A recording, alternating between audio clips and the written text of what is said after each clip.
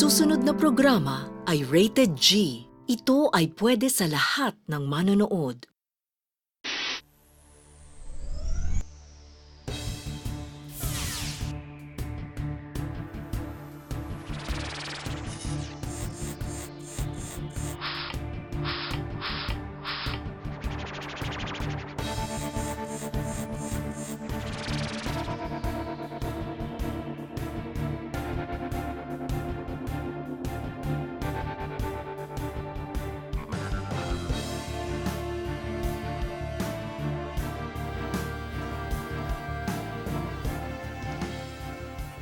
Kuya Edward, ano yung ginagawa mo? Nag-iimbento ako ng magandang kwento sa comics. Kwento? Itungkol naman po sana ang kwento niyo, Kuya Edward. Ang gusto ko tungkol sa panahon ng paghihimagsik ng mga Pilipino laban sa mga Kastila.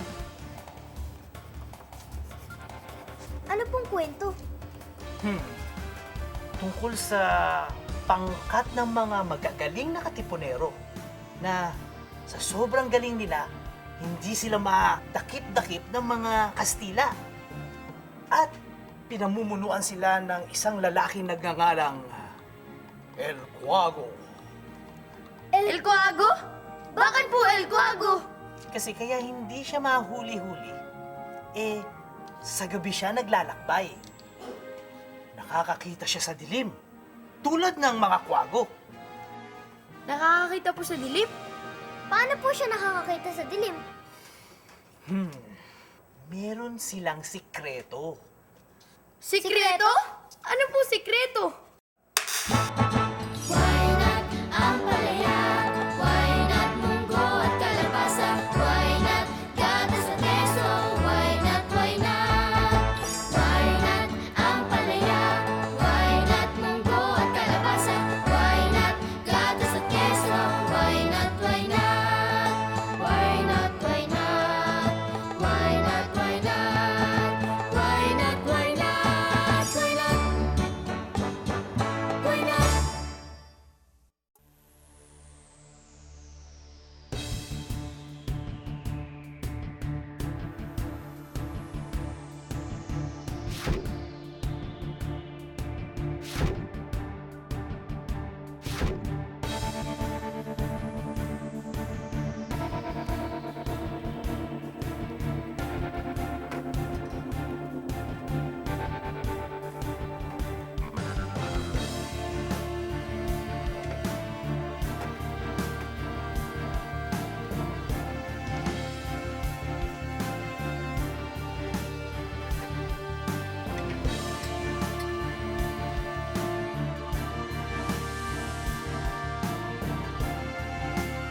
Bon appetit! Kain na na!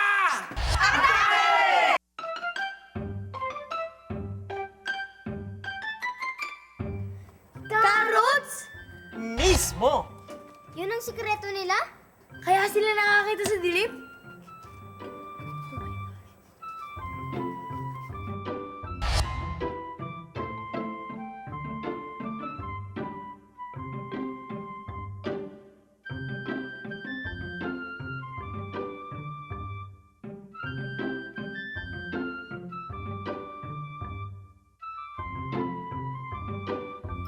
Ang carrot. Ang carrot ay siksik sa sustansyang tinatawag na beta-carotene. Ito ang nagbibigay ng orange na kulay sa carrot. Ang beta-carotene ay ang sustansyang tumutulong upang mapangalagaan ang ating paningin, lalo na ang ating paningin sa dilim. Ang beta-carotene na nakukuha natin kapag kumain tayo ng carrots ay nagiging vitamin A pagdating nito sa ating atay. Pagkatapos ay pumupunta ito sa retina kung saan ito ay nagiging rhodopsin. Ang rhodopsin ay kailangan natin upang makakita tayo sa dilim. Dagdag pa dito, ang beta-carotene ay isang antioxidant. Ibig sabihin, pinoprotektahan nito ang pagkasira ng cells. Kaya napapangalagaan nito ang ating mga mata at nakakatulong upang maiwasan din ang pagtubo ng katarata na siyang sanhi ng pagkabulag ng matadanda. Bukod sa ating paningin ay pinapatibay din ng beta-carotene ang ating katawan Dahil pinapalakas nito ang ating immune system o panlaban sa sakit. Okay ba? Ayos! Ayon sa mga mananaliksik, nagtatanim na ng carrots ang mga tao sa gitnang Asya at gitnang silangan. Ilang libong taon na ang nakakaraan. Pero kakaiba ang carrots na kinakain nila doon. Sa halip na orange, kulay lila o violet ang mga ito. Iba't ibang klaseng violet. Hindi nagustuhan ng mga tao sa Europa ang violet na carrots. Matitigas kasi ito.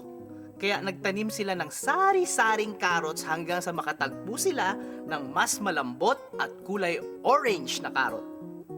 Bagamat patuloy pa rin kumakain ng violet na carrot sa gitnang silangan at Asya, ang orange na carrot ay naging tanyag sa Amerika at pati na rin sa mga bansang tulad ng Inglaterra, China at Pilipinas. Ang carrots ay isa sa mga pangunahing gulay na itinatanim sa Benguet, Mountain Province, Ifugao, Nueva Vizcaya, Cebu, Davao del Sur, Negros Oriental at Bukidnon. Ang carrots, baw.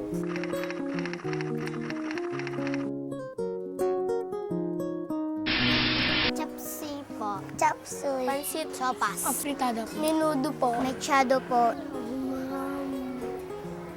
Yun lang po, sopas.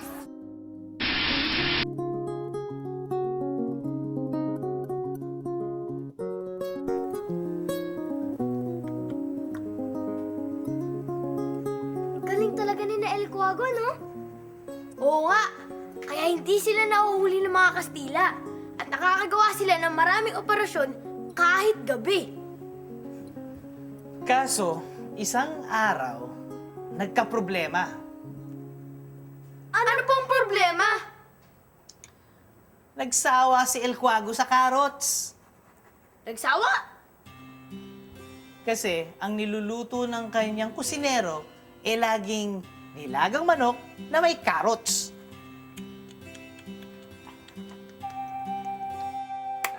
Ay! Naku, excited na ako. Kaya nagreklamo si El Cuago sa kusinero. Chef!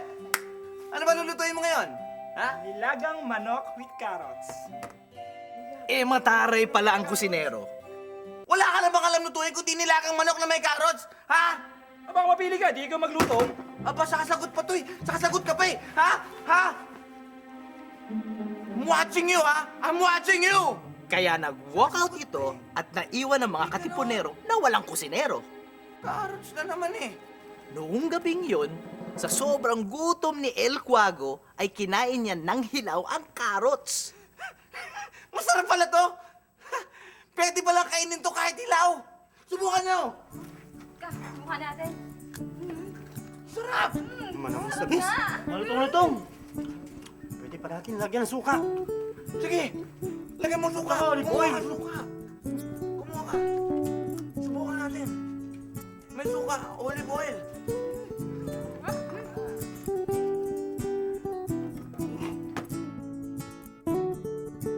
Ang sarap ng olive oil. Lasang oil. At magmula nung araw na yon ay may bagong putahe na ang mga katipunero. Carrot salad! May olive oil ba ang mga katipunero noon? May mga social din naman katipunero noon, di ba? At uso na rin sa Spanya ang salad.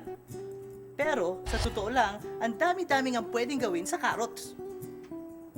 Bukod sa pangsahog sa tinola at salad, pwede rin itong isahog sa chapsuy, pansit at iba ang ulam na may gulay.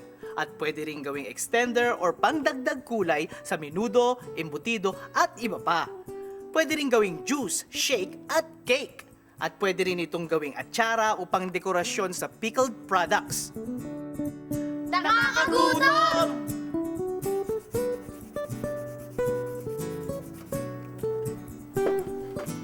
Marunong ba kayong pumili ng magandang karot sa mga pamilihan? Ang magandang karot ay hindi malambot o malata at hindi baluktot. Kailangan makinis ang balat at matingkad ang kulay. Ang mas orange na karot, mas maraming beta-carotene. Iwasan ng mga carrots na maraming biyak-biyak ang laman. Kung walang ng dahon, tignan ang dulo ng tangkay kung ito ay maitim. Ang maitim na tangkay ay nangangahulugang luma na ang karot. Kung nakakabit pa ang mga dahon, kailangan matingkad ang kulay at hindi lanta. Buti naman, patuloy pa rin ang pagkain nila El Coago ng mga carrots. Oo nga, para matulungan pa rin sila na makaiwas sa mga Kastila. Kaya lang, nagkaroon pa ng isang problema. Dahil sa puro carrots lang ang kinakain nila, nagkasakit ang mga katipunero. Nagkasakit? Hindi naman grabing sakit, pero natakot ang mga katipunero dito. Bakit ginakulay nyo? Ba't nagkaganyan ang kulay ng balat nila? Ayun yun nun, mamula-mula pisngin nila, rosy cheeks. Anong rosy chicks? Hindi naman rosy chicks na mga yan eh. Kakulay nyo yung damit ng mga preso.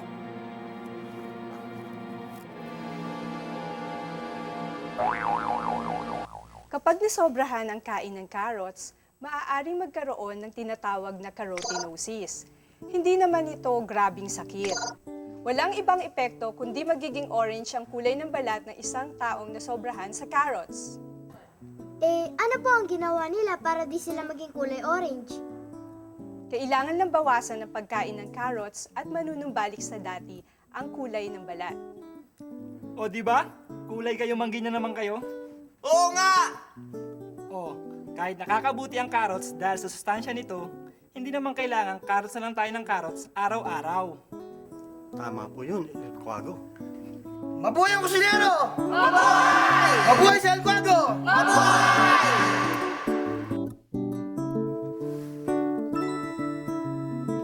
Mabuhay ang carrot! Kaya magmula noon ay iba't ibang klaseng gulay na ang kanilang kinain. Kalabasa, kangkong, malunggay, papaya, repolyo, at iba pa.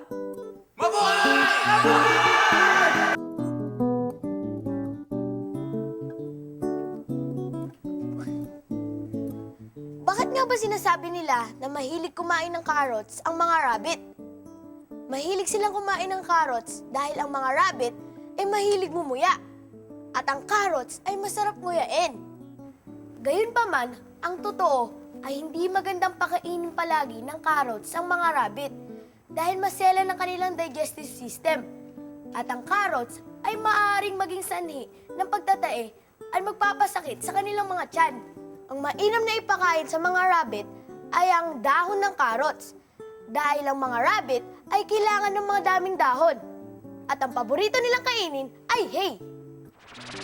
Bukod sa pang-ulam, ang isang magandang gawin sa carrots ay carrot shake. Madali lang itong gawin. Kailangan lang ng ilang murang carrots. Oh, balatan ko muna tong carrots, ha? Sige.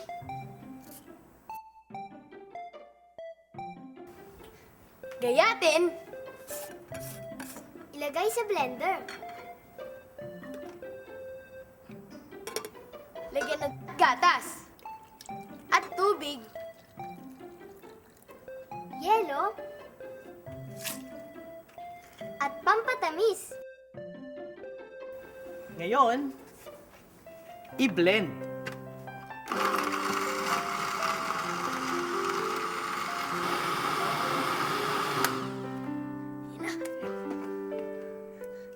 Siyempre, kailangan tikman. Para kay V, carrot shake na!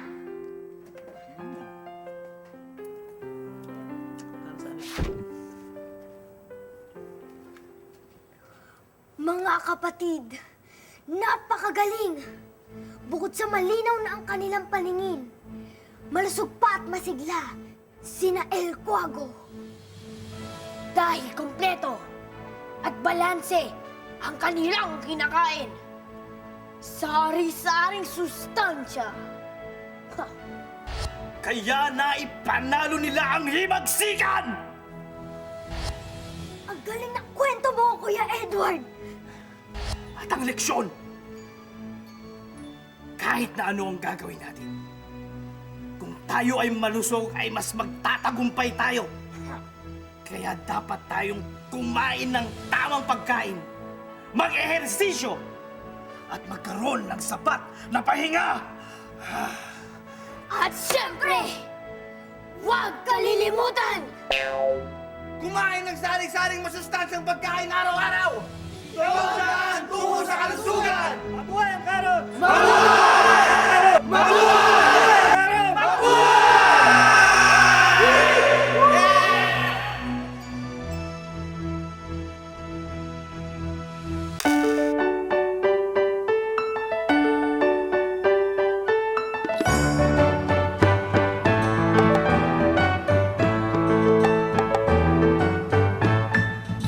Sari-saring pagkain araw-araw.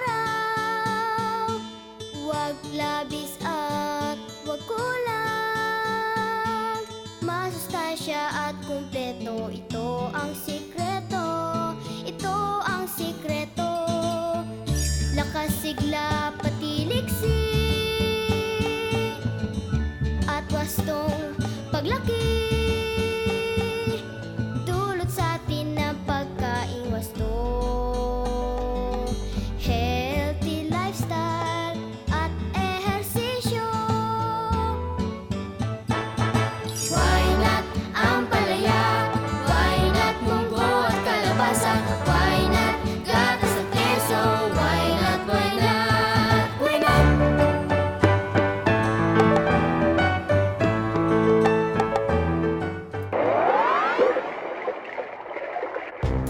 Umiwas sa sakit at gastos. 5 servings lang ng prutas at gulay araw-araw, may panlaban ka na. Sa sari-sari at makulay na prutas at gulay, ligtas ka na sa panganib ng buhay. Wastong nutrisyon, alamin, gawin at palaganapin.